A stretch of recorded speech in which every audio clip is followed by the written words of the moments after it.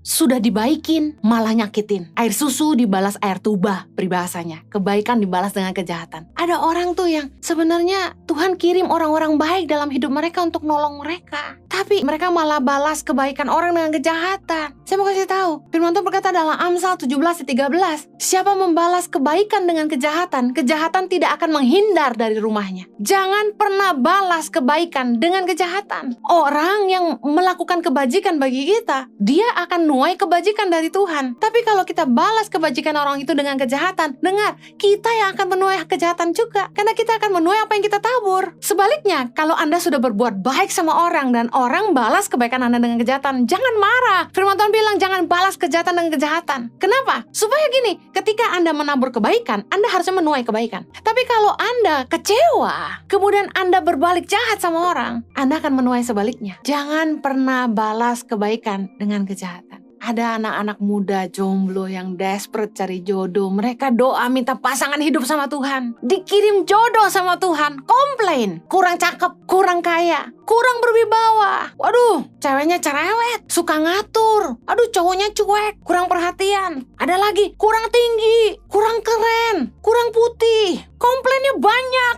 Well, Tuhan gak jawab doa kita dengan standar kita. Tuhan jawab doa kita dengan standar Tuhan. Tapi seringkali standar kita tuh gak masuk akal. Dengar baik. Satu kali saya punya teman, dia jomblo, dan kenapa dia jomblo lama sekali? Karena dia punya standar tuh luar biasa. Dia cari cewek tuh harus yang super duper cantik. Masalahnya gini, cewek cantik itu harganya juga cantik. Sementara teman saya ini gak terlalu kaya. Susah cari jodoh karena milih. Satu kali dia dapet cewek yang cantik banget, tapi gak bisa kerja. Udah tahu ceritanya kalau nikah cewek ini bakal ngandelin hidup dari dia. Sanggup berapa setiap bulannya? Kan gitu pertanyaannya. Tapi puji Tuhan akhirnya mereka gak jadi nikah. Kemudian dia ketemu dengan seorang wanita gak terlalu cantik, tapi baik. Dan luar biasa, mereka nikah. Dan cewek ini rajinnya minta ampun. Di masa sulit, di masa pandemi, di saat sang suami teman saya ini gak bisa menghasilkan, istrinya jadi pahlawan. Bukankah banyak wanita-wanita di masa pandemi ini jadi pahlawan yang menyelamatkan keluarganya? Saya bangga sama para wanita. Wanita-wanita hebat dan wanita-wanita kuat yang menjadi penopang suami, yang menyelamatkan rumah tangga, yang meskipun menghasilkan tapi gak membuat suaminya kecil hati. Wanita-wanita hebat Tuhan bangkitkan di masa-masa sulit ini. Istri teman saya ini yang akhirnya meskipun suaminya gak bisa menghasilkan, dia gak komplain. Dia kerja, suaminya bisa makan. Saya bilang, saya tarik satu pelajaran. Kalau dulu teman saya ini pakai ukuran dia harus dapat wanita yang cantik jelita. Sementara yang cantik-cantik itu gak mau kerja, sosialita, asal berani berapa gitu kan. Nah sementara yang akhirnya dia nikah ini gak terlalu cantik, tapi akhirnya menyelamatkan dia di masa sulit. Saya mau kasih tahu, standarnya Tuhan itu selalu lebih baik. Kita sebagai manusia yang selalu pakai mata, kita pakai ukuran kita. Sementara kita gak tahu apa yang sebenarnya yang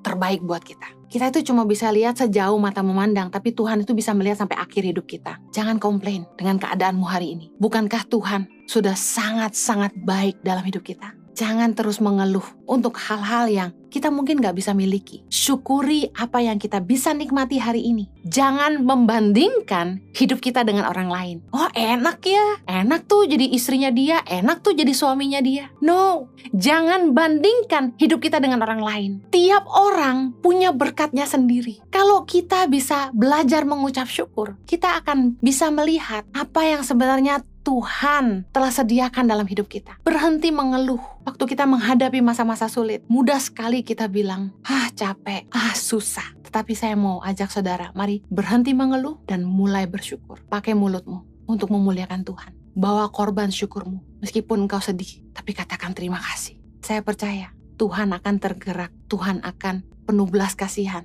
kepada orang-orang yang selalu mengucap syukur.